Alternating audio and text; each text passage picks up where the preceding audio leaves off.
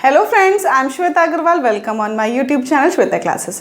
Friends, आज मैं आपके साथ क्लास 10th के चैप्टर 2 पॉलीनॉमियल के सारे बेसिक कॉन्सेप्ट्स क्लियर करने वाली हूँ।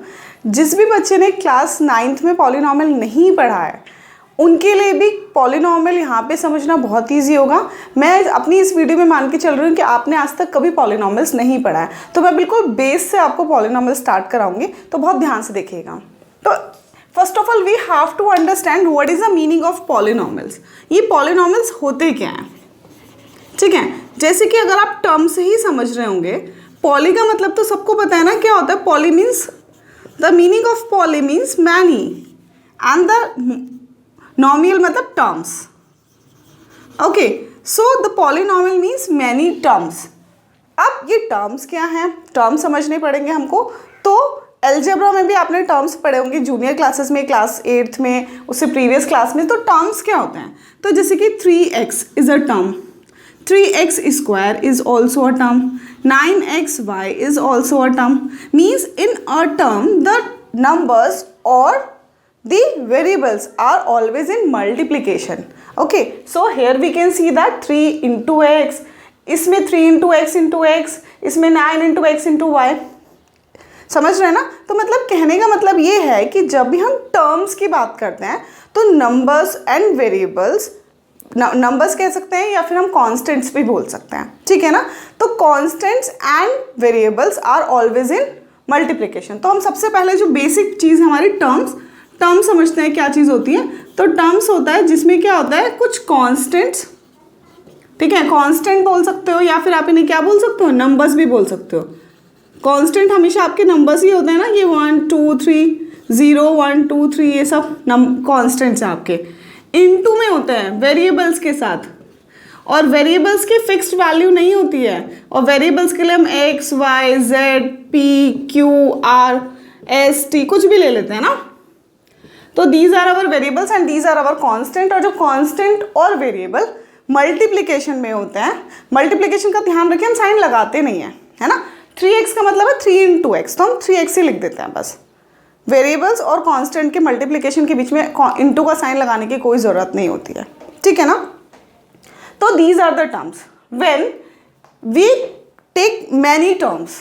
Okay, so if we take many terms then it will form a polynomial. जैसे कि अगर लेट अस सपोज आप इन दोनों को मिला दो, तो इन दोनों को एक साथ ले लेते हैं, will take together like this, तो this is a polynomial. Okay, although this is also, इसको भी हम पॉलीनॉमियल ही बोलते हैं, बट नॉर्मली पॉलीनॉमियल्स में हम मोर एंड मोर टर्म्स की बात करते हैं, ठीक है। इसके लिए we have a specific name to, monomial. तो monomial is also a type of polynomial. अभी हम बात करेंगे कि कैसे कैसे कैटेगराइजेशन होता है, किन बेसिस पे, on the basis of their terms, on the basis of there degree, वो भी बात करूंगी, बट अभी सिर्फ हम पॉलीनॉमियल पे फोकस कर रहे हैं। तो पॉलीनॉमियल्स का मैंने एक चीज़ बताइए आपको, मैनी टर्म्स, जब बहुत सारी टर्म्स एक साथ होती हैं तो हम उन्हें पॉलीनॉमियल्स बोलते हैं।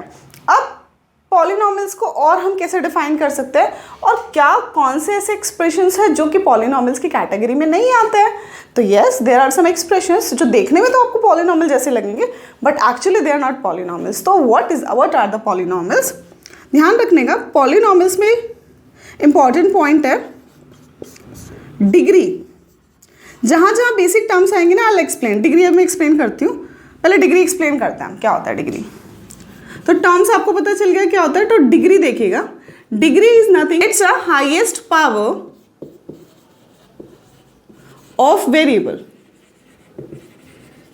हाईएस्ट पावर या मैक्सिमम, जैसे कि अगर लेट अस सपोज आपके पास कोई एक्सप्रेशन है 3x cube plus 9x square plus 7x plus 2, तो यहाँ पे सबसे ज्यादा मैक्सिमम पावर क्या है, x की, वेरिएबल की 3 है ना। तो इट मीन्स इसकी डिग्री क्या हो गई, इसकी डिग्री क्या हो गई, यहाँ पे 3 हो गई। क्यों हो गई यहाँ पे डिग्री 3, क्योंकि x की मैक्सिमम पावर क्या है यहाँ पे आपकी 3 है। ऑल्दो 2 भी है, 1 भी है, 0 भी है, अभी समझाऊंगी 0 कैसे लेता है, बट 3 ही मैक्सिमम है, इसलिए इस एक्सप्रेशन की जो डिग्री है वो 3 है। 0 देखिएगा कैसे होगी, आप इस कांस्टेंट टर्म को, जिसको हम कांस्टेंट बोलते हैं, इसको आप x की पावर 0 ऐसे लिख सकते हो। 2x की पावर 0 का मतलब होता है 2 into 1 is equal to 2, क्योंकि we know that something power 0 is equal to 1। ये ध्यान रख लीजिएगा, ये भी इंपॉर्टेंट पॉइंट है, इसको भी आप नोट कर लेना। ये हालांकि एक्सपोनेंट्स में आपने पढ़ा होगा कि something power 0 is always 1, so we can write constant को भी हम कह सकते हैं कि उसमें भी वेरिएबल है with 0 degree. Okay, so degree समझ में आ गया। तो इंपॉर्टेंट पॉइंट देखिएगा, degree of a polynomial, degree और पावर भी बोल सकते हो उसको, ठीक है, या फिर पावर की बात हो रही है यहाँ पे, डिग्री और power of a polynomial never be negative और इन फ्रैक्शन। समझ रहे हो ना मैं क्या बोल रही हूं? जो डिग्री या फिर पावर है वेरिएबल की, डिग्री ऑफ वेरिएबल कह दो आप यहां पे, ठीक है, degree of variable in a polynomial, degree of variable in a polynomial.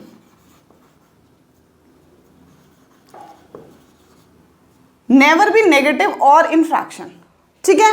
तो ये बहुत इंपॉर्टेंट पॉइंट है। और हम इसको कैसे बोल सकते हैं, degree of variable is always whole numbers, क्योंकि होल नंबर्स में ना ही तो नेगेटिव नंबर्स आते हैं और ना ही आपके फ्रैक्शंस आते हैं, इसलिए हम ये भी बोल सकते हैं कि डिग्री होल नंबर्स होगी। डिग्री का मतलब पावर, ध्यान रखना, जो ये पावर है ना x की या y की या z की, किसी भी वेरिएबल की, it always be whole numbers. और we can say another words if we want to describe it, then we can say that the variables power never be negative और इन फ्रैक्शन। बहुत important point है। और अब देखिएगा हम कुछ examples लेते हैं, examples of the expression which are not a polynomial, ठीक है ना। तो कुछ ऐसे एक्सप्रेशंस लेंगे जिनको आप देखने में आपको लगेगा कि पॉलिनोमियल है, but actually they are not polynomials. So will take some example like 3 + 5 upon x, ठीक है, 9x की पावर हाफ प्लस 4। ये देखिएगा, ये एग्जाम्पल मैं ले रही हूँ, ठीक है। 3/x plus 2y plus 2x square under x plus 3। तो देखिएगा ये कुछ एग्जाम्पल मैंने लिए हैं यहाँ पे। तो देखिएगा फर्स्ट एक्सप्रेशन जो है, इसमें x जो है फ्रैक्शन में, इट मीन्स द डिग्री और the power of x is negative. अगर ऊपर ले जाओगे स्टैंडर्ड फॉर्म में कन्वर्ट करोगे तो -1 आएगी, तो ये पॉलिनोमियल है। यहाँ पे पावर फ्रैक्शन में हाफ है, so it is not polynomial. यहाँ पे पावर माइनस में है -1, so also it is not polynomial. यहाँ पे भी हाफ है, क्योंकि अंडर रूट का मतलब डिग्री हाफ ही होता है ना, पावर हाफ ही होता है। तो these all are not polynomials. तो ये क्या है, नॉट अ पॉलिनोमियल।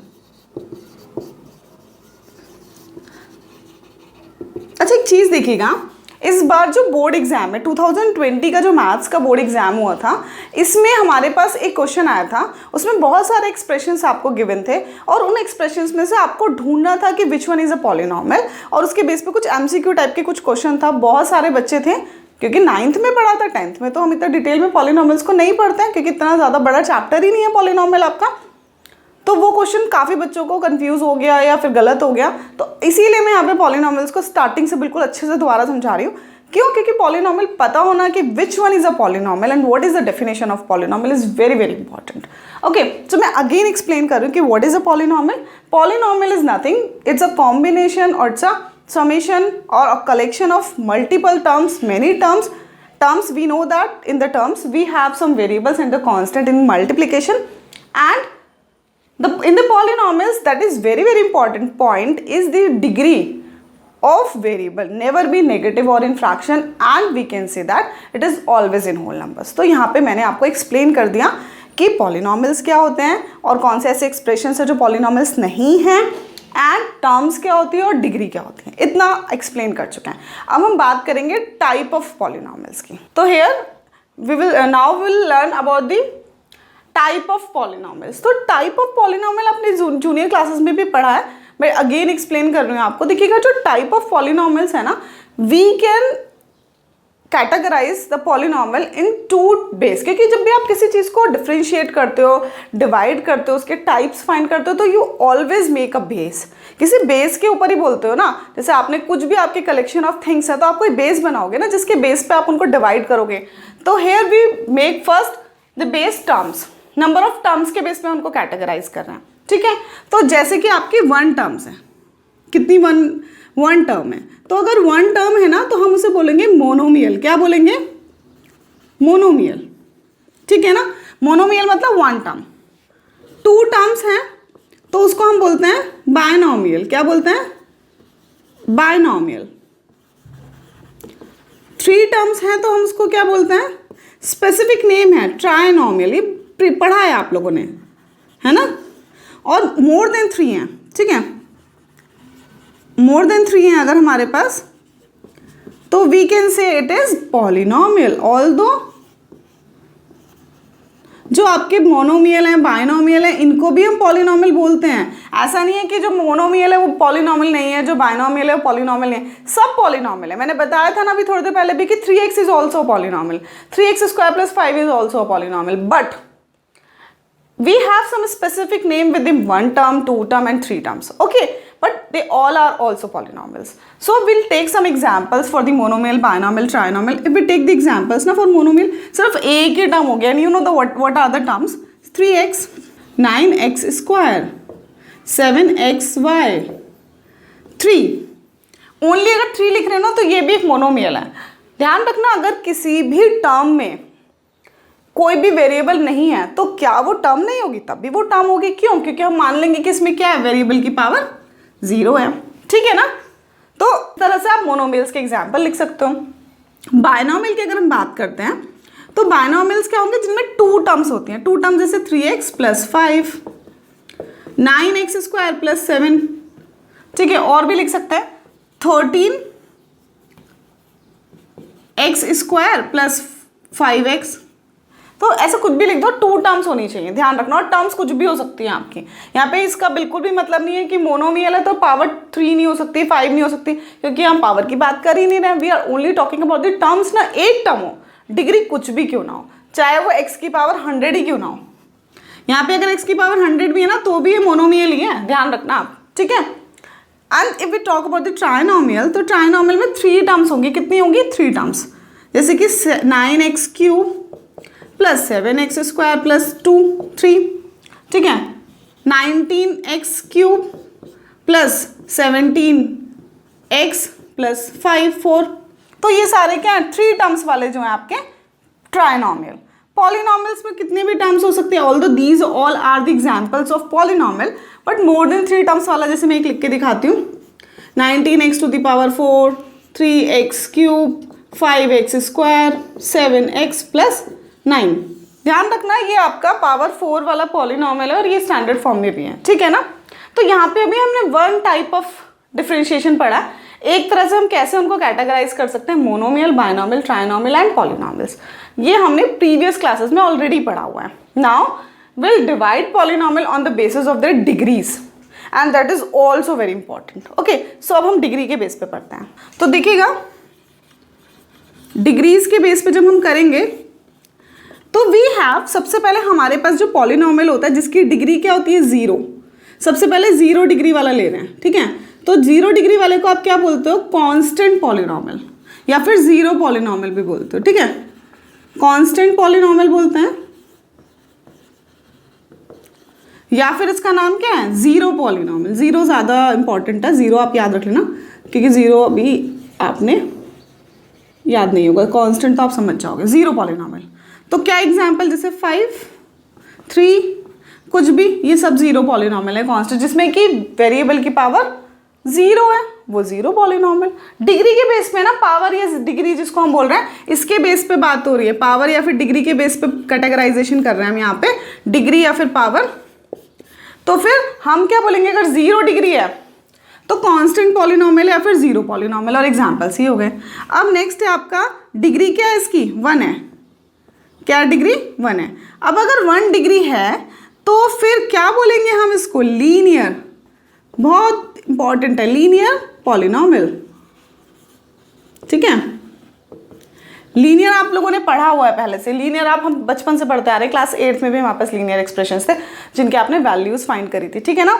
तो लीनियर क्या होता है? जिनमें डिग्री या फिर पावर क्या होती है? 1 होती है। जैसे एग्जाम्पल 3x + 5, 19y + 7, 9x + 2, कुछ भी, ये सारे के सारे लीनियर हैं जिसमें डिग्री क्या है? 1 है, ठीक है।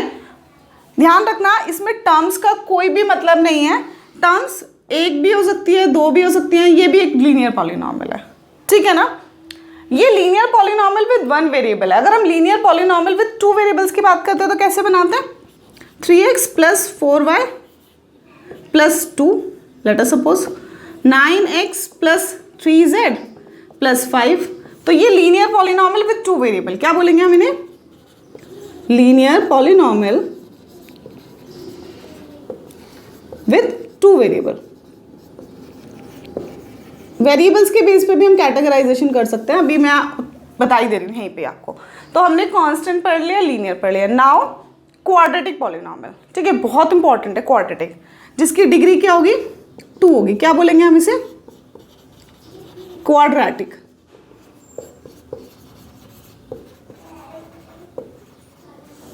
क्वाड्रेटिक पॉलिनॉमियल, क्वाड्रेटिक की मतलब डिग्री 2।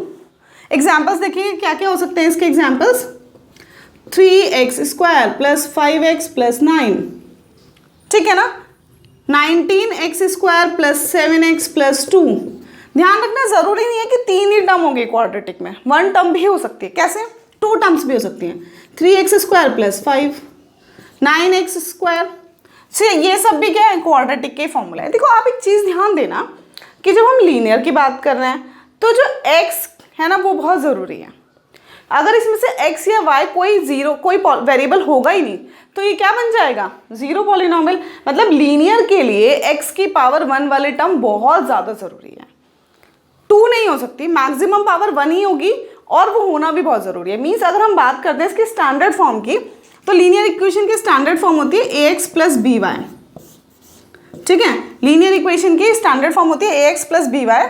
और ध्यान रखना इसमें a जो है ना वो कभी भी जीरो नहीं हो सकता। क्यों नहीं हो सकता, अगर a जीरो हो जाएगा तो फिर तो x ही गायब हो गया ना, और x गायब हो गया तो फिर लीनियर कहाँ रहा, है ना। इसका मतलब जो आपका वेरिएबल है वो विद 1 पावर होना ज़रूरी है, मतलब उसका कोफिशिएंट कभी भी जीरो नहीं हो सकता। अभी कोफिशिएंट्स बताऊंगी क्या होता है, क्वाड्रेटिक क्या होता है वैसे आपको पता होंगे कोफिशिएंट्स, आप बहुत पहले से हम पढ़ते आ रहे हैं कोफिशिएंट्स के बारे में। इसकी स्टैंडर्ड फॉर्म की बात करते हैं क्वाड्रेटिक की, तो ax square plus bx plus c, and in this also x square होना बहुत ज़रूरी है। अगर x स्क्वायर वाली टर्म ही गायब हो गई तो फिर ये क्वाड्रेटिक ही नहीं रहा ना। तो इसका मतलब क्या हो जाएगा यहाँ पे भी, a never be equal to zero, a zero नहीं हो सकता, ठीक है। कोफिशिएंट्स एक बार बता देती हूँ, याद दिला देती हूँ क्या होते थे, हालांकि आप लोगों ने कोफिशिएंट्स याद दिला देती हूँ। कोफिशिएंट्स क्या होते थे, तो देखिएगा कोफिशिएंट्स वो न्यूमेरिकल वैल्यू होती थी जो कि किसी वेरिएबल के साथ अटैच होती थी, और ध्यान रखना उसका साइन भी लेंगे साथ में। जैसे कि अगर कोई एक्सप्रेशन आपके पास है 19x square minus 9x plus 2, तो इसमें x स्क्वायर का कोफिशिएंट क्या होता है 19, x का कोफिशिएंट क्या होगा -9, और ये तो कांस्टेंट टर्म है। तो याद आ गया ना कि कोफिशिएंट क्या होता था, जो न्यूमेरिकल वैल्यू किसी वेरिएबल के साथ इनटू में हो रही होती थी वही उसका कोफिशिएंट बन जाती थी। अभी हमने 3 पढ़े हैं, 3 type of polynomials, constant, linear and quadratic. Now we have another type of another type of polynomial which is called the cubic polynomial. क्या है उसका नाम, cubic, जिसकी डिग्री क्या है 3 है, cubic polynomial। तो देखिएगा इसके एग्जाम्पल्स लिखते हैं हम, इसमें पावर मैक्सिमम 3 होगी। स्टैंडर्ड फॉर्म लिख देती हूँ पहले, ax cube plus bx square plus cx plus d is equal to 0। तो ये इसकी स्टैंडर्ड फॉर्म है। पावर 3 होना ज़्यादा ज़रूरी है, ये वाली ना भी हो तो चलेगा काम, क्योंकि 3 ही हमारे important, 19x cube 7x square 3x plus 5 plus 9 ये हो गया आपका, ठीक है, 17x cube plus 9x 5x 4x cube plus 3, ये सब कुछ भी देख रहे हो, ये सारे इनमें नंबर ऑफ टर्म से कोई फर्क नहीं पड़ता, सिर्फ मैक्सिमम पावर 3 होनी जरूरी है। तो ये अगर आप लिखते हो ना 100x क्यूब, तो ये भी एक क्यूबिक पॉलिनॉमियल है। तो ये सारे एग्जांपल्स किसके हैं, क्यूबिक पॉलिनॉमियल के एग्जांपल्स हैं, ठीक है ना। तो देखिएगा हमने बहुत इंपॉर्टेंट आपको सारा एक्सप्लेन कर दिया, टाइप ऑफ पॉलिनॉमियल हमने फिनिश कर दिया है इसमें। और बस कुछ नहीं है, यहाँ पे भी मैक्सिमम वही है कि a जो है वो a never be negative, a zero नहीं हो सकता, coefficient of x cube never be zero, ठीक है ना। तो अभी हमने क्या क्या पढ़ा है एक बार रिवाइज कर लेते हैं फटाफट से, फिर आगे का जाएंगे, और आगे बहुत इंपॉर्टेंट है क्लास 9 तक के बच्चों के लिए भी बहुत, हालांकि आपने पहले से पढ़ा हुआ है लेकिन फिर भी मैं एक बार रिवाइज करा रही हूँ। हमने अभी पढ़ा पॉलिनॉमियल्स, टर्म्स क्या होते हैं, कोफिशिएंट्स क्या होते हैं, डिग्रीज क्या होते हैं, type of polynomials on the basis of their terms, on the basis of their degrees, linear, quadratic, constant, cubic, monomial, binomial, trinomial, polynomial, ये सारा हमने पढ़ लिया। अब हम पढ़ते हैं what are the zeros, what are the solutions and how can we find the solution of a polynomial and how we can represent a given polynomial algebraically and graphically. तो अब हम आगे का part, now we talk about the zeros of the polynomial. ठीक है, zeros of a polynomial.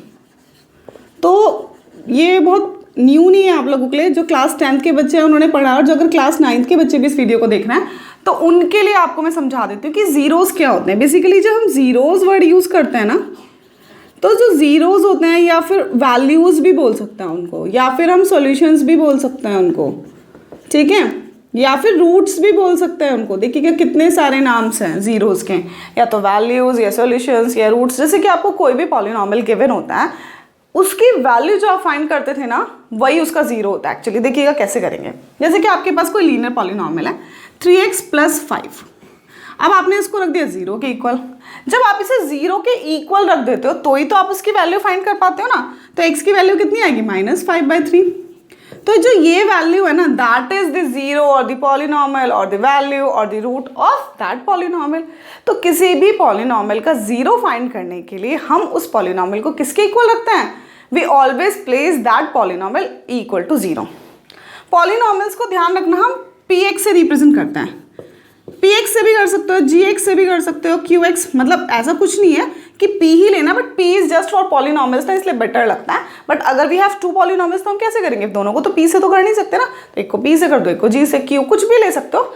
x का मतलब क्या होता है, ये जो अंदर x लिखा है इसका मीनिंग है कि in the terms of x, late us suppose अगर आपका पॉलिनॉमियल कोई इस तरह से y² + 2, तो आप इसे कैसे लिख सकते हो, py का मतलब हो गया polynomial in terms of y। gy भी लिख सकते हो, qy भी लिख सकते हो। तो ये अब आपको क्लियर हो गया कि py, xy, qy, fx क्या चीज़ होती है।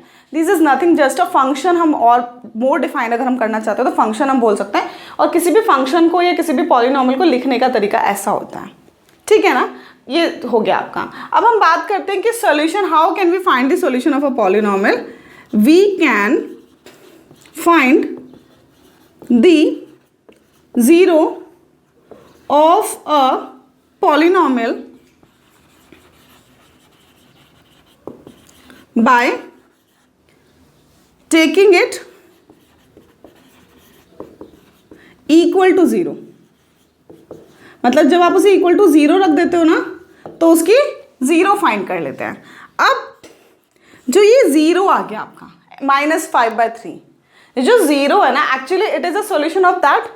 We have an another important point. What is the important point, कि जो ये वैल्यू है ना, अगर आप उसे अगेन पॉलिनॉमियल में उठा के रखते हो तो होल पॉलिनॉमियल की वैल्यू कितनी हो जाती है, जीरो। मतलब अगर आपका ये px था, px की वैल्यू कितनी थी, 3x + 5, तो अगर आप क्या रखोगे वैल्यू, p -5/3 पुट करोगे ना, तो जो एक्सप्रेशन की वैल्यू है ना वो पूरी जीरो हो जाएगी। तो इसका मतलब है कि we can also define the zeros like the values on which the polynomial become 0।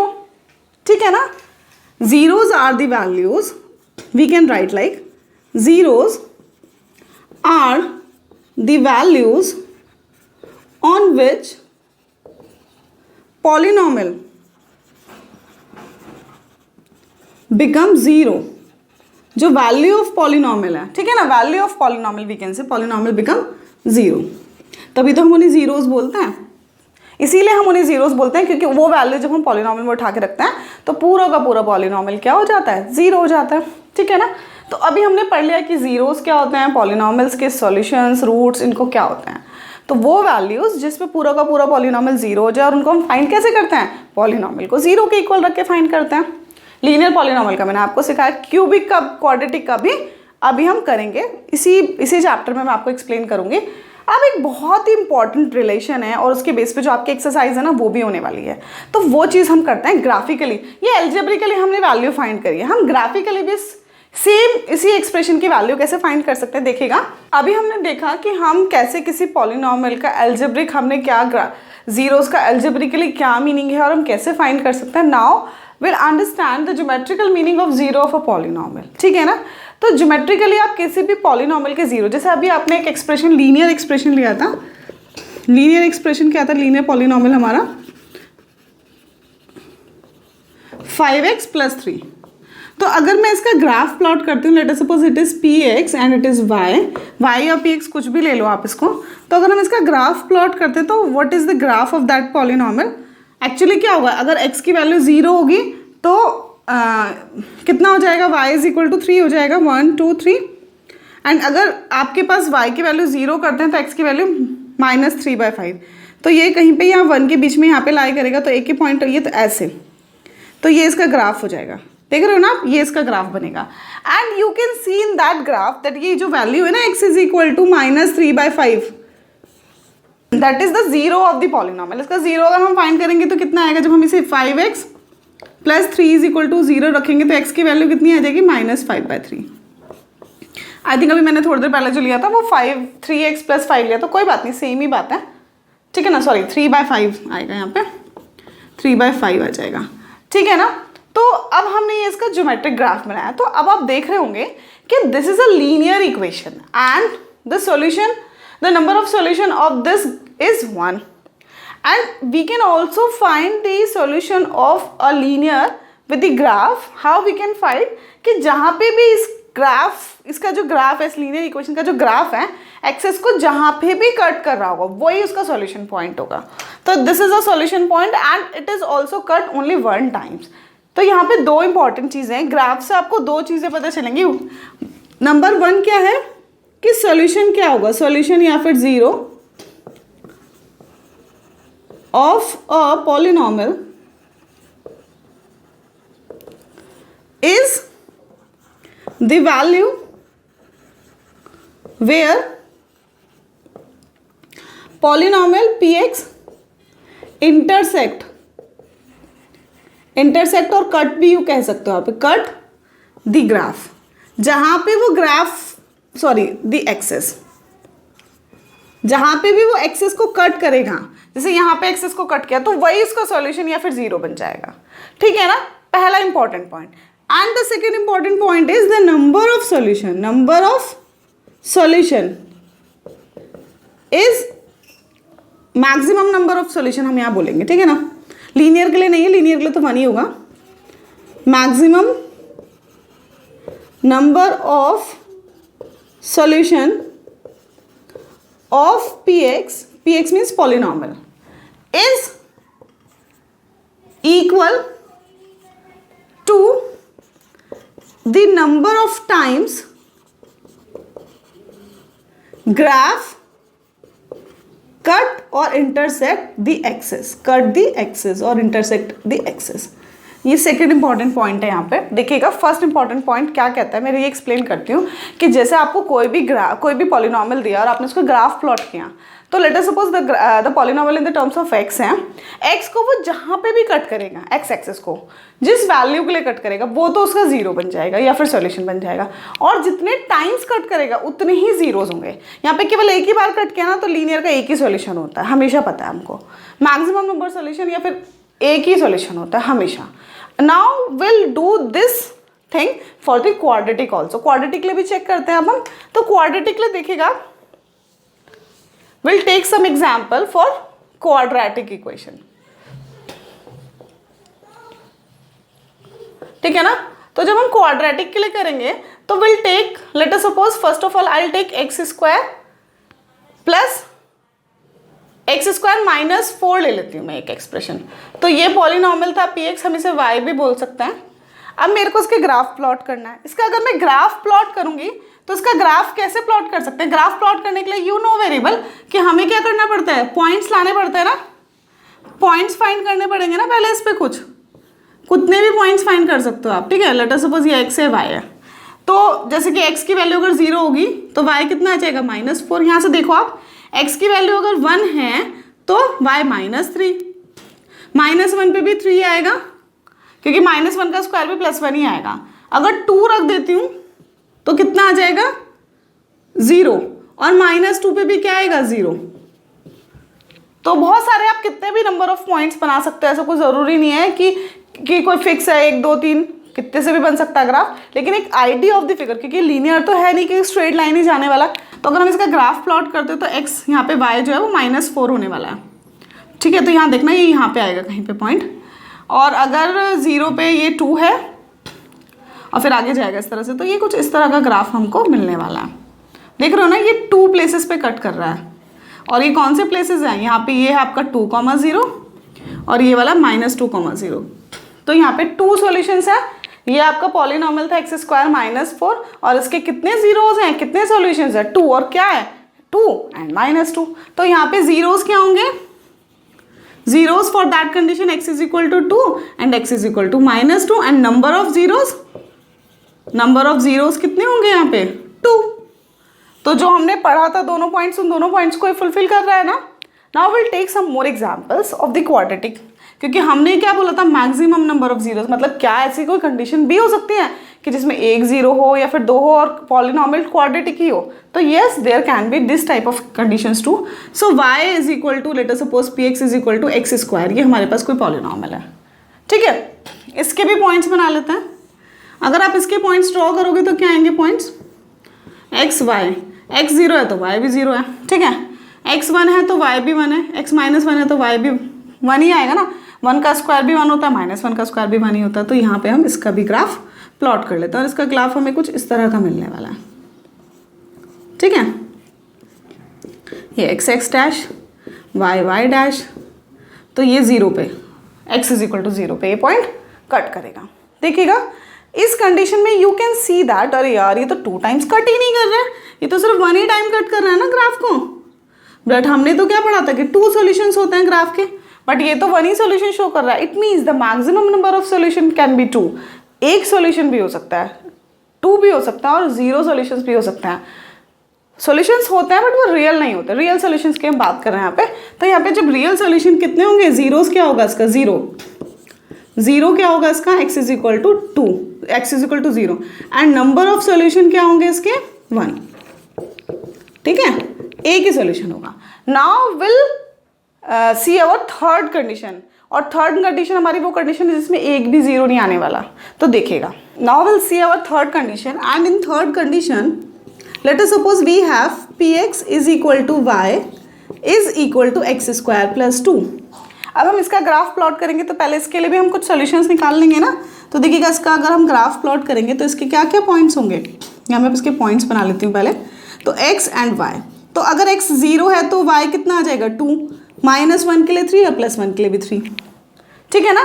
दिख रहा है ना आप लोगों को। अब हम इसका ग्राफ प्लॉट करते हैं, if we draw the graph of that ना। सो x 0 पे y 2 है, ये x एक्सिस है, x डैश, y डैश, ठीक है ना, और ये ओरिजिन है। तो ये कुछ इस तरह से जाएगा हमारा ग्राफ, ठीक है, इस तरह से कुछ ये ग्राफ पास करेगा।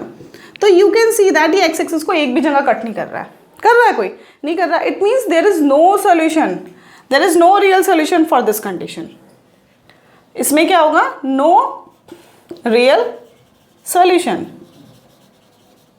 इस कंडीशन के लिए कोई भी रियल सॉल्यूशन नहीं होने वाला। So now you can see that जो हमने अभी पॉइंट्स पढ़े थे ना कि मैक्सिमम नंबर ऑफ सॉल्यूशंस जो है ना वो number of times the graph cut the axes. यहाँ पे 2 टाइम्स किया, यहाँ पे 1 टाइम, यहाँ पे 1 भी टाइम नहीं। तो इट इज़ नॉट नेसेसरी कि आपका जो क्वाड्रेटिक पॉलिनॉमियल है तो उसके हमेशा 2 ही रियल सॉल्यूशन होंगे। ऐसा भी हो सकता है कि 2 सॉल्यूशंस हो, 1 सॉल्यूशन हो, या 1 भी सॉल्यूशन हो। लीनियर का 1 सॉल्यूशन होगा, ऐसे सेम क्यूबिक के साथ में भी ऐसा ज़रूरी नहीं कि क्यूबिक के हमेशा 3 सॉल्यूशन ही होंगे, 3 real solution, may be maximum number of solutions जो है वो 3 होंगे, ठीक है ना। ऐसे क्वाड्रेटिक के जो मैक्सिमम नंबर ऑफ सॉल्यूशंस है वो 2 होंगे। इट मीन्स जो ग्राफ है वो एक्स एक्सेस को 1 टाइम, 2 टाइम और 3 टाइम, कितनी भी टाइम कट कर सकता है क्यूबिक के लिए। क्वाड्रेटिक के लिए 1 भी टाइम कट नहीं करेगा, या तो 1 टाइम या फिर 2 टाइम्स। तो यहाँ पे हम अपनी दोनों लाइंस जो है हमारी, इसको एक और बार एक्सप्लेन कर देते हैं, दोबारा समझते हैं। Solution of the zero of the polynomial is the value of px intersect और कट द एक्सेस। तो आपने समझ गया ना कि जहाँ ये कट कर रही थी वही आपके सॉल्यूशंस थे, और जितनी बार कट कर रही थी, जितने number of times it will cut, that is the number of solution, total number of solution, ठीक है ना। तो यहाँ पे हमने समझा है, इस कॉन्सेप्ट को यूज करके हम अपनी एक्सरसाइज 2.1 करने वाले हैं। 2.1 में भी आपको कुछ ग्राफ्स दिए हैं, आपको ग्राफ को एनालाइज करना है, आपको देखना है कि ग्राफ में वो कितनी बार कट कर रहा है एक्सेस को x की टर्म्स में, तो x एक्सेस को, y के टर्म्स में तो y एक्सेस को। नॉर्मली हम जितने भी पॉलिनॉमियल्स यहाँ ले रहे हैं वो एक्स के टर्म में ही ले रहे हैं, ठीक है ना। तो हम एक्स एक्सेस को ही देखेंगे, जितनी बार वो एक्सेस को कट करेगा उतनी ही मैक्सिमम डिग्री या फिर पावर होगी। रिवर्स इसी कॉन्सेप्ट को रिवर्स ऑर्डर में समझ के एक्सरसाइज 2.1 करेंगे। फ्रेंड्स मैंने यहाँ पे बहुत अच्छे से एक्सप्लेन करने का ट्राई किया आप लोगों को कि आपको ये कॉन्सेप्ट अच्छे से समझ में आए कि किसी भी पॉलिनॉमियल को हम ज्योमेट्रिकली कैसे रिप्रेजेंट करते हैं और उनसे हम क्या क्या फाइंड कर सकते हैं, solutions and the number of solutions. Hopefully आपको समझ आई होगी वीडियो। मैंने ट्राई किया है कि जिन बच्चों ने कभी भी क्लास 10 से पहले सीरियस होकर पढ़ाई नहीं करी है वो भी मेरी वीडियोस को देख के बिल्कुल अच्छे से क्लास 10 के लिए प्रिपेयर हो जाएं। मैं बिल्कुल हर चीज़ बिल्कुल जो भी बेसिक है 8th 9th 10th का भी, अगर आपने 8th 9th क्लास का भी अगर अच्छे से नहीं पढ़ा तो वो भी री एक्सप्लेन करती हूँ ईच एंड एवरी मूवमेंट वहीं पर ही, उसी पॉइंट पर। फ्रेंड्स होपफुली आपको मेरे साथ क्लास 10 का सिलेबस करने में मज़ा आ रहा होगा। मैं बिल्कुल ईजीली और each and every basic concept को क्लियर करके आपको एक्सप्लेन करती हूँ। फ्रेंड्स अगर आपको मेरे साथ क्लास 10 का फुल कोर्स करने में मज़ा आ रहा है और आप मेरे साथ बिल्कुल बढ़िया से अपना कोर्स कंप्लीट करके अच्छे मार्क्स ऑब्टेन करना चाहते हैं, please like share and subscribe my videos. Thank you so much friends.